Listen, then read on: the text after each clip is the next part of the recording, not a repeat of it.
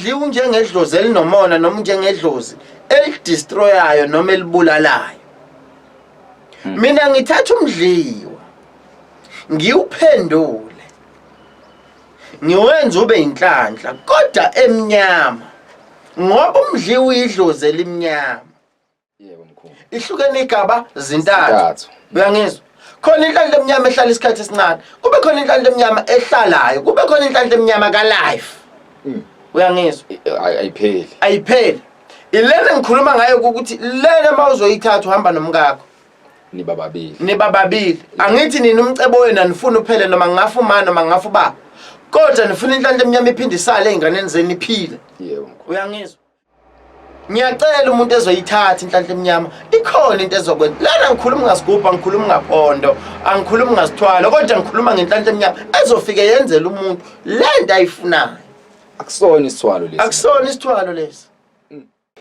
Sinibingelele sinamukele babukeli nabalandeli bensika yesizwe TV1.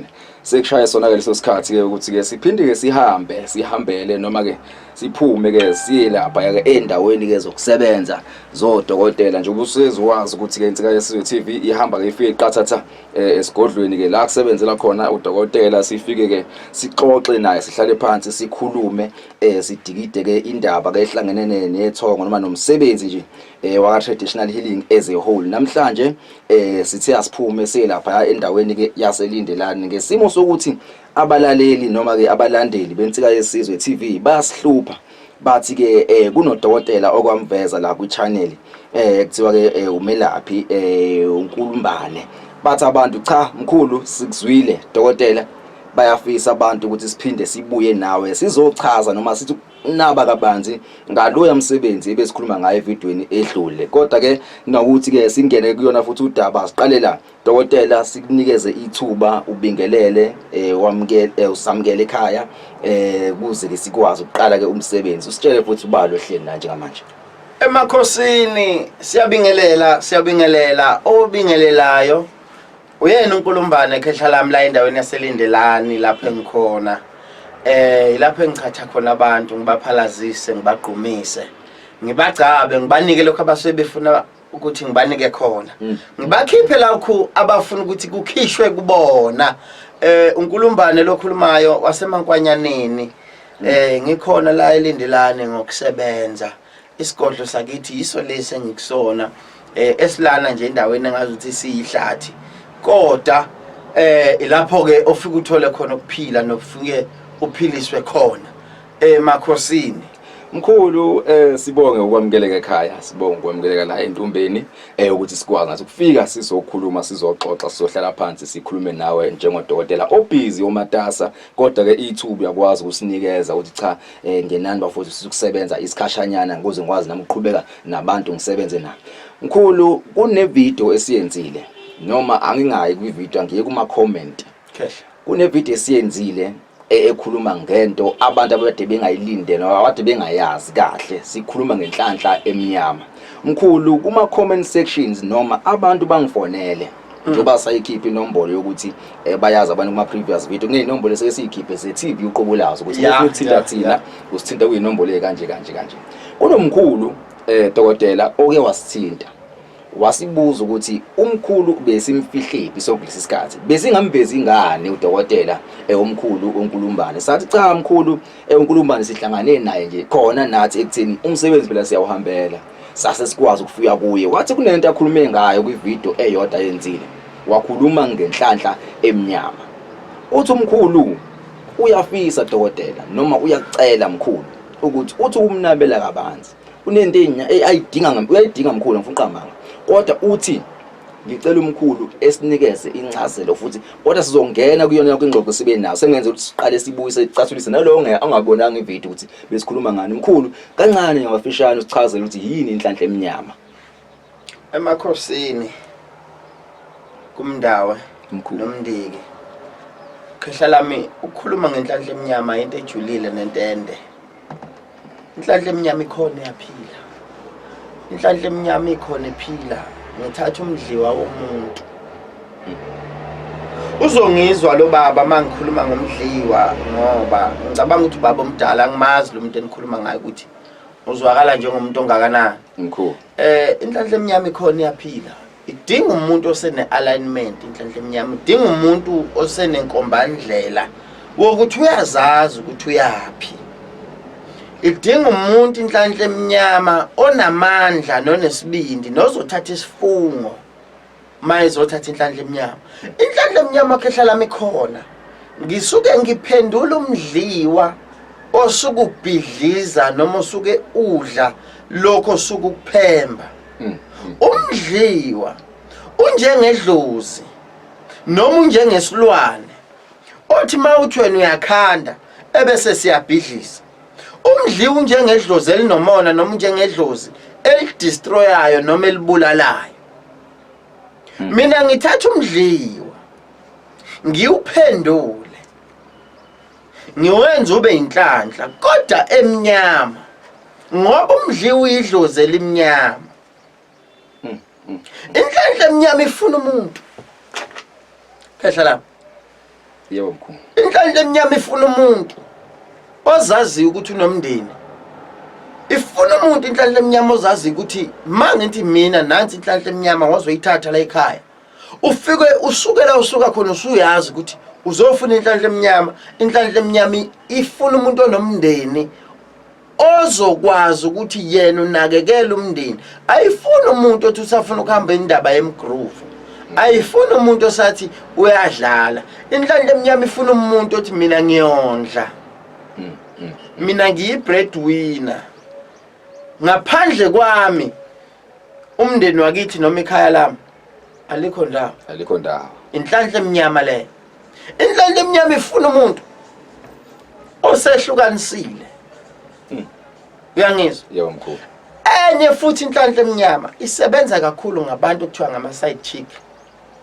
labantu okuthiwa ngomakhwapheni ngiyajula manje mkhulu kusayiyona kodwa olunye uhlobo layo ke lo yes luneyigaba asiluzwe ke lolu lama-side chick mkhulu sisikhuluma ngani inhlanhla emnyama yebo ifika ifuna umuntu ozaziyo ukuthi ufunani empilweni yakhe qinisile mkhulu ithi ifuna umuntu ozaziyo ukuthi ufunani empilweni yakhe ebese ikhomanda noma ebese ikhethela ukuthi wena njengoba uthatha le nhlanhla emnyama isigaba number 2 izofuna ukuthi kube nabantu ezodonsa kibe inhlanhla ngokuthi wena umbathana osesikhuluma ukuthi ke manje le yesibili ifuna ukuthi ube nabantu odonsa kubona inhlanhla khehla sesikhuluma mhlambe ngabantu besifazane yes kusayiyona inhlanhla emnyama kodwa lesigaba sesibili yes ke mkhulu qhubeka usichazele ba inhlanhla emnyama ebese ihluka lapho khona leyo kuqala eyodila nokuthi izo aligna yonke into empilweni yakho ifike yenza izinto zenzeke uyangizwa yebo mkhulu ifike yenza izinto zenzeke le ihlala isikhathi esincane empilweni yakho yebo ikhanda umcebe bese ikushiya leyokuqala le yesibili inhlanhla emnyama idinga ukuthi ube nomfazi kodwa uzoba nama-side chick iphinde futhi inhlanhla emnyama ithi no ngifuna mina inhlanhla emnyama engeke izingithathise ama-side chick noma ngeke ngikwazi ukusebenza ngama-side chick ifuna umuntu othi mina nginomfazi ngifuna ukusebenza kanye nomngami kuleli business engilisebenzisayo noma kulento esiyiphushayo la ekhaya yebo mkhulu that is inhlanhla emnyama ebese emva kwalapho inhlanhla emnyama iyafuna ukuthi wazi ukuthi ikhaya iyona nto ivaluisha kunazo zonke izinto mangikhuluma ngokuthi uyayivaluisha lonto ikhaya iyona nto ehamba phambili kuwena yonke into oyisebenzayo uyisebenzela ukuthi isuke la oyisebenza khona ihambe iye ekhaya wena into oyisebenza usebenzela ukuthi uphake ekhaya usebenzela ukuthi ukhande umuzi that is inhlanhla emnyama yebo mkhulu ihlukene igaba zintathu uyangizwa khona inhlanhla emnyama ehlala isikhathi esincane kube khona inhlanhla emnyama ehlalayo kube khona inhlanhla emnyama ka life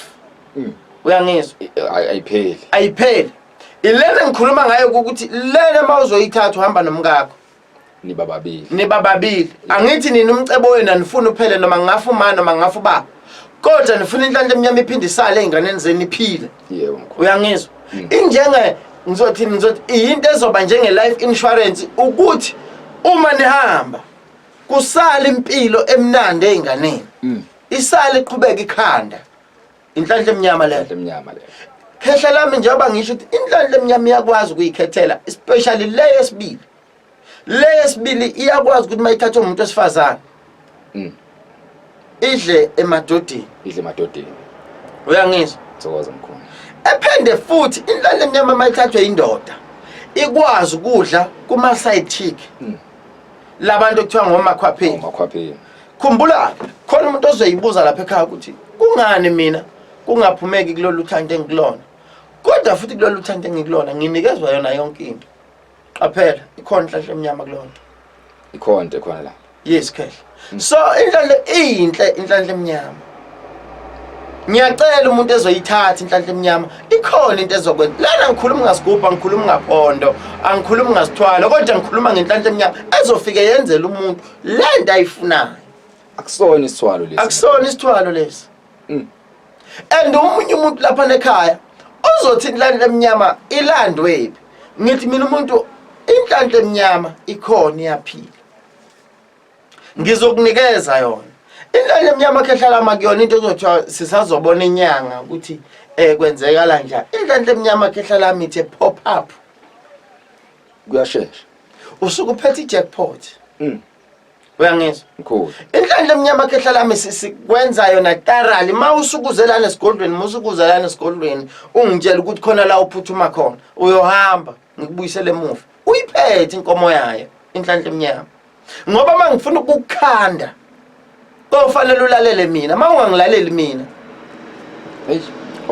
iprocess mawufika esigodlweni nje mkhulu uzosithatha emnyama uyahlala esigodlweni umkhulu ekusebenze uyabona ulalela umthetho wami into engisuke ngikutshela yona ngoba lento kufanele ngiyifake ngiyigcishe kuwena uyangi-understand mangabe walanda isigubhu uyazi ukuthi wakwalanda isigubhu olanda uphondo kwathiwa lento izophopha ngesikhathi esiwukuthi yangenzeka lonto empilweni yakho into engisuke ngizokutshela yona ngizoqala ngikhiphe ukufa lokho wawufakwe khona ngoba kuyenzanga lento kwakufanele kuyenze uyangizwa kufanele ngiqondanise wena nesidalwa sakho nenhlanhla emnyama ngoba ngisuke ngivusa idlozi elimnyama noma ngisuke ngivusa umdliwa ngiwuvusa ngendlela ukuthi kufanele ukukhandela inhlanhla kodwa inhlanhla ebese ngithi mina ngekhodi yakhona inhlanhla emnyama ngoba ngisuke ngivuse into emnyama ngayiphendula yenza into oyifunayo wena mkhulu yazi mengiyibuka noma ngiyicabanga the process la idinga umkhulu umlaleli into ayishoyo khehla azokusho ukwenze khehla ukuze lento ingene khehla so umuntu obethe mina nginento isithwalo noma nginento engathi ukwathiwa iyosebenza kumina igcina ingasebenza umkhulu mefika kumofika kuye uqala ukukhiphe leyo nto leyo khehla ukuze ukwazi ukumnikeza nayi inhlanhla emnyama khehla mkhulu asiye sithi ke nangu umuntu uthi mina nginayo into ekhaya khehla noma ngithi ngizoyithatha into enhlanhla emnyama into omkhulu eletha imali noma edonsayo noma eletha inzuzo egcekeni noma yakhe something ngesinye isikhathi kuyekuthiwa noma ngeke ngizwe ukuthiwa ikifuna into yokuvika inhlanhla emnyama ayidonsi izitha noma meyidonsekile iyakwazi ukuvikela noma uzokudinga okunye eceleni okuzovika khehla njengoba nginalo myalelo othi ngifuna ulalele yonke into engiyishoyo yebo mkhulu uyangizwa yebo the more inhlanhla ifika kumuntu noma the more izinto zomuntu ihamba kahle vele isisa izoba khona izinto ezizokulandela eyilwisana nalomcebo noma eyihubha lomcebo uyangi-understand yakuza mkhulu ngalenkathi igama likhuphuka vele khona amabala okufanele abekwe wona lomcebo there is why ngithi mina inhlanhla emnyama because into esuke ifuna ukuphazamisa lenhlanhla iyilwela yona ithathe lento esuke ifuna ukuyiwisa bese ifaka ebumnyameni mkhulu ngaleyo ndlela ngikhuluma ukuthi into esike ubutha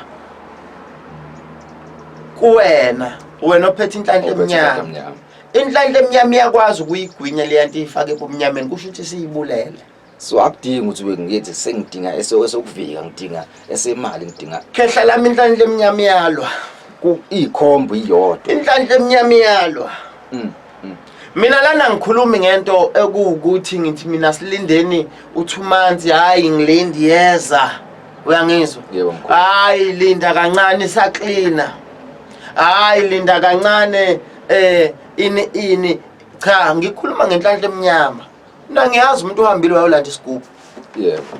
indlela engihlonipha ngayo umsebenzi wami okulapha ngiyazi umuntu mayifika la esigodlweni hayi ngoba eqala ukufika la esigodlweni akusona isigodlo sokuqala lesasihambayo mhlambe ses100 Mkhulu. kodwa usuke senethemba lokuthi mayifika enkulumbane khona into azofika ayithole so ngiyazi ukuthi mina umuntu mayifike lana esigodlweni kufanele ngibe nobunyolinco nobuchule bokuthi lo muntu akaphumelana eShayina Yebo mkhulu. eyigolide uyangizwa yonke into ayenzayo nento ayithintayo kufanele iphenduke igolide so mangikhuluma ngalonto ngithi mina inhlanhla eminyama ikhona iyaphila angidlali ngayo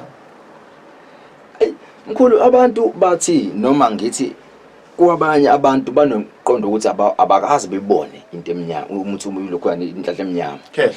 Ingoba mhlambe ukujula kwayo noma indlela engatholakali ngayo irare noma ijulile ukuthi abantu abaningi abayazi kodwa abantu mebeyilalela beza ukukhuluma ngento engathi isithwala kodwa engesona. Okay. Umuntu mengabuza mkhulu ethi mengiyithatha ke ngifika ke kumkhulu ngizoyicela lento oyanginikeza wangikhanda sayikhanda yenzeka ngiyithatha kuphi ngiyise kuphi nomkhulu ngiyakwazi ukuthi ngiyise egoli ngithi mkhulu ngicela isigubhu lokunhlanhla eminyama mhlawumbe uyakwazi usiKorea mhlawumbe noma into oyithatha mase uyisaphi mkhulu ngiyele kutheni uyihlanganisa kuphi noma uyisa kuphi ukuze ihlale phansi la yohlala khona mkhulu. Khehla lami ngiyawuthanda umbuzo wakho muhle kakhulu uzolapha umuntu lapha ekhaya inhlanhla eminyama nansi angeke ngikuvezele isithombe sayo Yebo. angeke ngisiveze isithombe sayo kodwa ikhona iyaphila Yebo mkhulu. inhlanhla eminyama axhunyaniswa imimoya yomuntu khumbula idlozi lomuntu liwumoya Lumoya. uyalibona ebusuku uyakwazi ukukhuluma nedlozi lakhe lele nenhlanhla eminyama ke kanjalo njengoba ngeke ngathi siphendula umdliwa sewuvuse ngoba umdliwa usuku umnyama umdliwa usuku uzodla into ekhandwa uwe umdliwa usuku uzobulala into othi wena uzama ukuya ngayo phambili khumbula khona umuntu lapha nekhaya othi mina ekhaya sinomdliwa sifike sithatha umdliwa thina siwuphendule ube inhlanhla at the same time umdliwa uphinde ukwazi futhi ukulwa ulwela lenhlanhla ukuthi ayingapheli khumbula umdliwa ke manje lo sesuphendulile waba inhlanhla eminyama uyakwazi ukulwa uyakwazi ukudonsa into eyinhlanhla ebese umuntu othi usegoli uhlala ehostel uhlala emqashweni mkhulu uyazisebenza khumbula ngangithe inhlanhla eminyama iyafuna ukuthi ibe negumbi layo noma ibe nekhosomba layo yebo mkhulu kwenzeka omunye umuntu echa ngeke ngikwazi ukuthi ngithathe inhlanhla eminyama ngoba ngeke ngikwazi ukuthi ngihambise ekhaya ngisemqashweni ngithi umuntu othi unenhlanhla eminyama uyakwazi ukuthi ulikhande ikhosomba ngisuke ngazi mina ngizokunikeza uyangizwa uyikhande khona la ohlala khona ikhosomba la yebo ikhosomba lakho yebo mkhulu layo inhlanhla eminyama likhona uyangizwa ngiyakuzwa mkhulu likhona ikhosomba lenhlanhla eminyama ezinye izinto asithandi ukuthi siyidalule ngoba bakhona osikhuphuka ngabanye yebo uyangizwa umuntu akhulume ngento angayazi ebesedla abantu kanti umuntu othi yena uhlala emqashweni uhlala ehostel uhlala kuphi uzokwazi ukuthi inhlanhla eminyama ayithole khehla la ngoba mkhulu usike sibuka ukuthi kahle kahle abantu abaningi ngempela abazamayo abantu abasuka komagoli bezeThekwini nomuntu osuke eThekwini yegoli lo bantu abasuke bengekho emakhaya kodwa basuke bekhishwe imisebenzi abayenza bona nobe bayosebenzela umuntu so ingakho ngikuthi angubuze lo ukuthi kuyenzeka ngempela ukuthi eyithatha umuntu inhlanhla eminyama yize engahlali ekhaya ngoba sathi siyakhela urawon noma indlu ekhaya ukuze sikwazi usifaka ekhaya kodwa nje wesho umkhulu ukuthi uyakwazi ukuthi ukwenze nasemqashweni kunento azokunika yona njengoba esho futhi imlaleli nomabukeli ukuthi umlalele yonke imithetho okutshela yona mhlaye kwenzela yona inhlanhla eminyama so ngiyabonga mkhulu ukuthi ungiphendule kahle kulo mbuzo ngoba kade ungistressa kubantu ngokuma comment ukuthi abantu bayibuza lento ukuthi what if mina ngahlali ekhaya kodwa nginento engisebenza ngayo mkhulu nomuntu mhlawumbe uthi unginebusiness ngihlala khona ngineroom elikhulu ngilala khona la esitolo ngivuka khona la ngisebenza ngiyakwazi ukuba nekhosomba la mkhulu azongibela khona into yami ngikwazi ngisebenze ungasabi khehla izinto ikhona siyiphethe Cool. zikhona nalokuthi ngangithi wakha indlu ngiyazi mina yona yiphi indlu yakhaya yenjani futhi lendlu yakhaya ngoba ngiyazi khona umuntu ohleze ezokhuphuka ngabanye alento kufanele wakho 10 room wayo cha bo ngiyazi mina ukuthi yindlu enjani uyangizwa ngiyawuzwa mkhulu ngiyazi mina ukuthi yindlu enjani osuke uzoyakhela inhlanhla eminyama ngoba uhamba uphethe something ukuthi isithombe sayo singo 2 liter noma singo 10 liter noma singani yimo sukazi wena wase mkhulu ngoba isifo siphakathi kwadokotela nesiguli uyangizwa umlaphi nomelashwa so umuntu othi ufuna inhlanhla eminyama khona khehla lami yaphila mina ngikhulumi ngento esithi cha akuphela inyanga ibisahlaziya indawo akuhlaziywa indawo lana angihlaziya indawo mkhulu njoba ngiyayithanda impela mesoyiletha kanje kubantu ngoba sifanele siba understandise and abantu besukume besondele la ngifuna ukuya khona emkhulu sizothi kancane la kwinhlanhla eminyama kodwa ngifuna ukulungisa le ndaba yedlozi nomdliwa naninto kanjalo nabo abantu abaphumile emakhaya mkhulu ngizothi ukuphuma kancane kwitopic ase ekhaya noma ngithi kunomuntu ake ngithi kunomuntu othi mina ekhaya ngakhishwa mhlambe yinkinga mhlambe yingxabano mhlambe yini noma wazihambela ngesimo sokuthi mhlambe unezinto mhlambe ezikhona noma nje ekhaya nje kwabhala ngehlahla kho umuntu star lo muntu mkhulu osengaphandle lapha emhlabeni usefuna ukwenza noma ngibuze ukuthi mhlambe wenza njani lo muntu mebiza izinto noma ephahla noma efuna ukuxhumana nabadala uyikhomba ngakuphi noma umuntu mhlambe ungathi mhlambe ukhishwe mhlambe komalume wayiswa le ikhona indlela okubuyisa into exifana naleyo noma nganomkhulu uyangi-understand mhlambe uzoyikunaba yena ngendlela ake ngiyibeke kanje angizwe umkhulu njengamanje sikhuluma ngomuntu oyinhlwa igama lithi uyinhlwa yebo mkhulu umuntu ongahamba yedwana kanamuntu noma ulahliwe khona umuntu olahliwe yebo kube khona umuntu ophumile ebantwini bakubo noma ulahliwe noma wanukwa noma kwenzakalani wenganywe izinto ezizinhlambuluko zasemndenini noma wenganywe izinkulumo zasemndenini manje uphumile emndenini ukhona umndeni uphumile emndenini ngesimanga sokunukwa nokusolwa nokungathandwa umndeni ngesimanga seyinkinga zomndeni ngicabanga ukuthi ubuza into kanjalo kube khona umuntu othi mina umndeni wangiphelela nginawo ngasala ngedwa ngafelwa ubaba noma nabafowethu konke kwafa kube khona umuntu othi mina ngatholakala ngerape cool uyangizwa yeah lo muntu uyalazi ikhaya konina kodwa nasekhaya konina mhlambe abamphathi njengomuntu ofana nabanye abantu egcikini kufanele sikhulume ngalabo bantu abanabo impilo bayayifuna ukuthi bekhona asondelezela ekhaya so umkhulu uzokwazi ukuthi amchanele kahle umuntu ukuthi khona mhlawumbe uzomnika yona noma uzomhlanganisa nalezi idalwa ezaduka noma angazazi kwayena khehlalana mangikhuluma ngokuthi mina mangisuma usuku ufikela ekhaya usetshenzwa la ekhaya yebo mkhulu la ekhaya siqala izinsuku ezintathu isikhathi esiningi mangu la ekhaya usetshenzwa udla impande yalaka nkulumbane sikuqalela nje izinsuku ezintathu ufikile walala wavuka waphindwa setshenzwa walala usuzohamba ngakusasa ngiyangimi la mawungaphuphanga thatha imali yakho ungaphuphanga nje after lo 3 days lo 3 days mawungaphuphanga nje 3 days ungaphuphanga thatha le mali yakho ufike nayo kodwa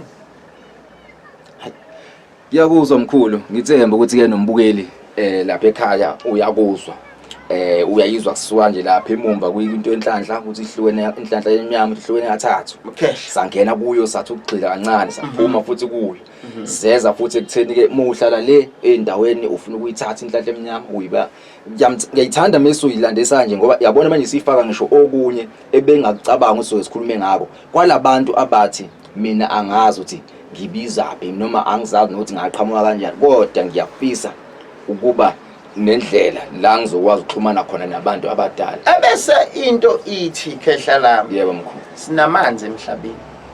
Sinezihlahla emhlabeni. Yebo mkhulu. Umoya wamanzi nomoya wezihlahla. Awukho umuntu, akekho umuntu ongathi uyayixwaya lonto. Nawo futhi amanzi awaxwayi umuntu ngoba amanzi noma bekuthiwa umuntu uyafa. Kodwa mayikwathelwa ngawo uyayivuka. So kunemimoya yasemanzini.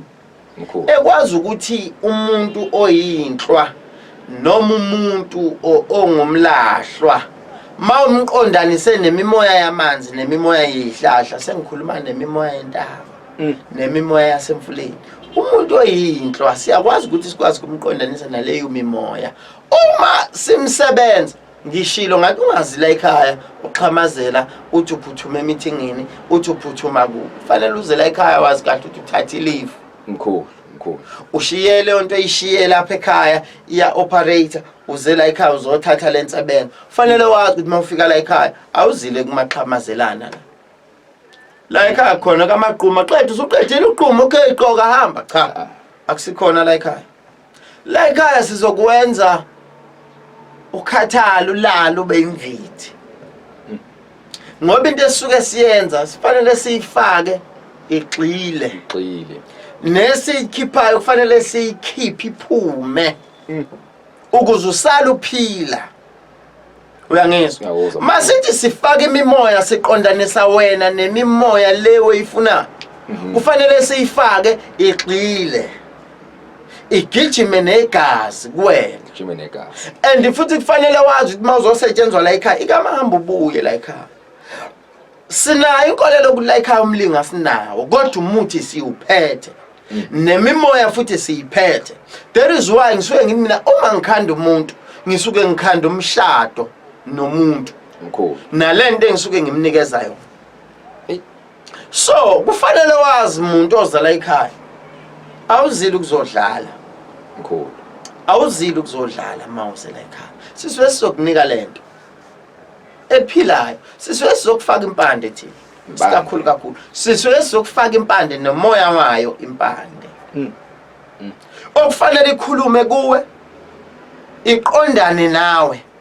Ixoxele ukuthi ifunani. Ebese uvuka ekseni ungitshela cha nomkhulu sengiphuphile. Ngiphuphe ukuthi lana noma ngibona ukuthi.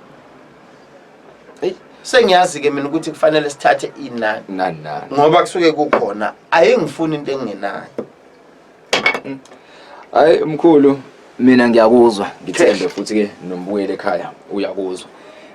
Njengoba ngishilo ukuthi ke sikubambe uMatasa njengoba sazi uhlezi uphansi phezulu nabantu bahlezi befika entumbeni. Sizokunika nje ithuba mkhulu ukuthi usinikeze amazwi okugcina mase ke usipha nezinombolo otholakala kuzo nama social media platforms uma ekhona mkhulu. uNkulumbane okhulumayo mawungena nje ufuna ukusesha ngoNkulumbane uzomthola.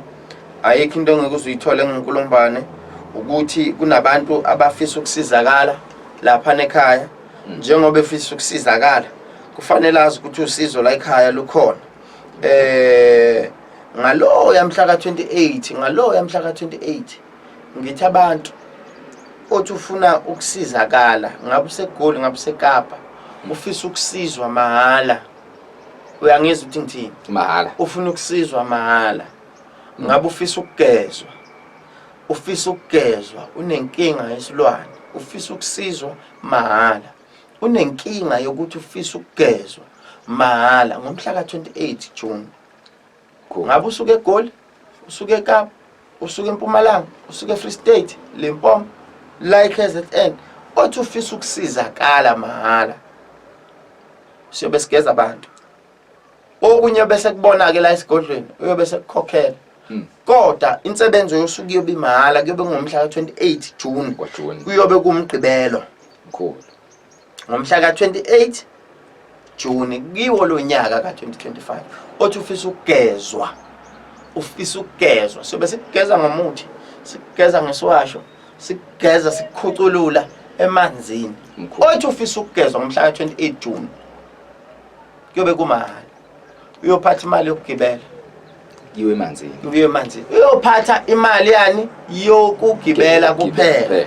uma ngabe ufisa isiwashe esikhona la ekhaya ufisa umuthi okhona la ekhaya iyona nto bese ikhokhela eceleni kodwa insebenzo yosuku yoba imahhala uyophatha imali yokugibela engizoyidalula uma esefonile wathi ucela uNkulumbane ukufika ngomhla ka28 June ngabe ufisa ukufika nezingane zakho anginasibalo engisibekile ukuthi kufika abantu abangaka ngicabanga ukuthi iTV insika mhlawumbe isazodama nifuna ukufika ibuza ukuthi umuntu uphathani ngiyobe sengitshela ku round elandelayo ukuthi umuntu uphathani ukuze efike ezogezwa.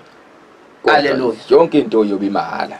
Hayi yonke into ukugezwa uyobe kumahhala insebenzo yosuku bese ufuna ukugquma ngoba azi kula ekhaya kuyagqunywa uyazi la ekhaya khona inhlanhla emnyama iyobe ingasetshenzwa inhlanhla emnyama ngalolo suku cha sobe singayisebenzi kodwa insebenzo yosuku kuyobe kuyinsebenzo kuyogeza abantu mahhala ukutshengisa abantu ukuthi uthando labo nginalo lungakanani ngomhla ka28 June office ukuthola uNkulumbane inamba ikhona zizovela la escreenini.